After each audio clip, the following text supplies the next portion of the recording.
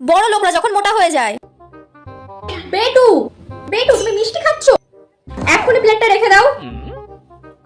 তুমি কত মোটা হয়ে গেছো, তারপরেও তুমি মিষ্টি খাচ্ছ? Are you crazy? But mom, আমি তো স্লিমই আছি, আমি তো অতটা মোটা হয়ে যাইনি। আর ওয়েট 45 হয়ে গেছে। বেটু তুমি ভাবতে পারছো?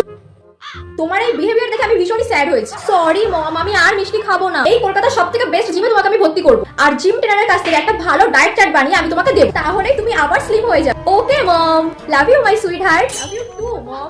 আমি যখন মোটা হয়ে যাই। এইখানটি খেতে দিয়েছি, খাবি চল। আমি কিছু খাবো না। কি খাবি না মানে? আমি মোটা হয়ে যাচ্ছি, তাই আমি ভেবেছি আমি খাওয়া কমিয়ে দেবো। কোন দিক দিয়ে মোটা হয়ে যাচ্ছিস রে? দুদিন পরে দেখবো মাংস বলে কিছু নেই শরীরে, শুধু হাড্ডি গুড্ডি পড়ে রয়েছে। আর যখন রাস্তায় মাথা ঘুরে পড়ে থাকবে তখন দেখবো তোমাকে কে গিয়ে তুলে নিয়ে আসে। তুমি যাই বলো, আমি খাবো না, আমি ডাইটিং করবো। ঠিক আছে খাস না, লুচি আর আলুর দমটা তোর বাবা আর আমিই খেয়ে নেবো। ও মা দাঁড়াও, ও মা আমি খাবো। হ্যাঁ খাবো, যত তাড়াতাড়ি আয়। আজকে টেস্টি লুচি আলুর দম খেয়ে নি বাবা, কালকে থেকে ডাইটিং